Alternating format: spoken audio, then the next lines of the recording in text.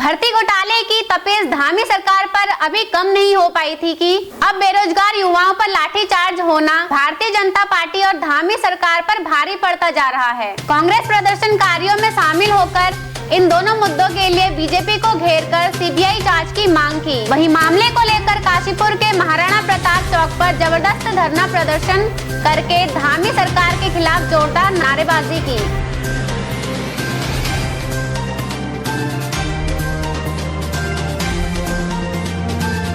ये बहुत ही दुख की बात है कि प्रदेश के युवाओं की लगातार अनदेखी हो रही है।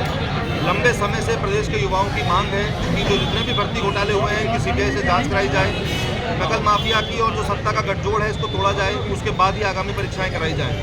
लेकिन जब लंबे समय से अनदेखी होने के बाद जब छात्र छात्राएं सड़क पर उतरकर अपनी बात को आगे बढ़ाने का काम कर रहे थे, उस दौरान प्रदेश की सरकार ने हिटलरशाही रवैया दिखाते हुए लाठीचार्ज करने का काम किया है, उनको दमन करने का काम किया है, उनके ऊपर बर्बरता बरतने का काम किया है। कांग्रेस के लोग इसकी कड़े शब्दों में निंदा करते हैं और हम पहले दिन से इस लड़ाई में युवाओं के साथ हैं। हम युवाओं की भावनाओं का अनुरूप हम चाहते हैं कि प्रदेश में सीबीआई जांच कराई जानी चाहिए।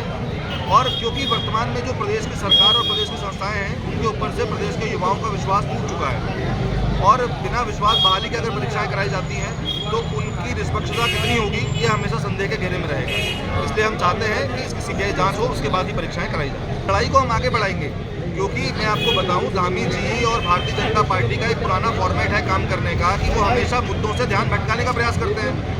आप मानिए इतने समय से इतनी सारी बातें उन्होंने कर दी, लेकिन आज तक सीबीआई जांच की मांग नहीं करी। और जो प्रदेश की जांच एजेंसियां जांच कर रही हैं, आप लोग सब जानते हैं कि आधे से ज़्यादा आरोपियों को 3-4 महीने के अंदर जमानत मिल चुकी है, सब जेल से बाहर आ चुके हैं, लेकिन किसी की जवाबदेही अभी तक तय नहीं हो पा रही है। और जो कार्य हुआ परसों का जो देहरादून में, आप समझिए कि उसमें वीडियोज़ और फोटोज़ वायरल हो रहे हैं जिसमें पुलिस के लोगों के हाथ में, प्रशासन के लोगों के हाथ में, अनआइडेंटिफाइड लोगों के हाथ में पत्थर देखे जा सकते हैं। तो हमें तो इस बात पर भी संदेह है कि कहीं ये भी सरकार प्रायोजित कोई ऐसा कदम तो नहीं ध्यान भटकाने के लिए।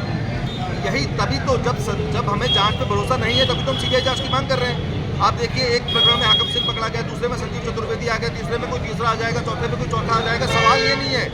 हम चाहते हैं कि जो मूल जड़ है, पूरा जो मामले की जड़ है, वहाँ तक प्रशासन पहुँचे और वो सीबीआई ही पहुँच पाएगी और तभी निष्पक्ष जांच हो पाएगी। क्योंकि हम जानते हैं इस बात को, हम ऑन रिकॉर्ड इस बात को नहीं कहना चाहते, लेकिन हम फिर भी जानते हैं कि इस प्रदेश के मंत्रियों की, मुख्यमंत्री कार्यालय की मिलीभगत से परीक्षाएं लीक हुई कहीं ऐसा तो नहीं तरीके से, ताकि भर्तियों को टालते रहो, इतना उलझाए रखो, कभी न्यायालय, कभी सड़क पर लड़ाई लड़नी पड़ती है छात्रों को और हल्के हल्के समय निकलता हुआ उनकी उम्र पूरी हो जा रही है। ऐसा ही अभी नर्सिंग वाले मामले में भी चल रहा है। नर्सिंग वाले मामले में जो नियुक्तियाँ होनी है उसमें भी उम्र के नाम पर लोगों को उलझाया जा रहा है। आज की डेट में आप देखिए, कोई भी आप सरकारी आवास लेने की बात कर लीजिए, आप छोटी सी भी कोई समाज कल्याण की योजना का लाभ लेने की बात करिए, उसमें भी अलग अलग तरीके से लोगों को उलझाने का प्रयास किया जा रहा है और हम इसकी कड़े शब्दों में निंदा करते हैं। और यकीन मानिए, इस लड़ाई को कांग्रेस के लोग, यूथ कांग्रेस के लोग लड़ने का काम करेंगे और सरकार को आज नहीं तो कल झुकना पड़ेगा, सरकार को सीबीआई जांच करानी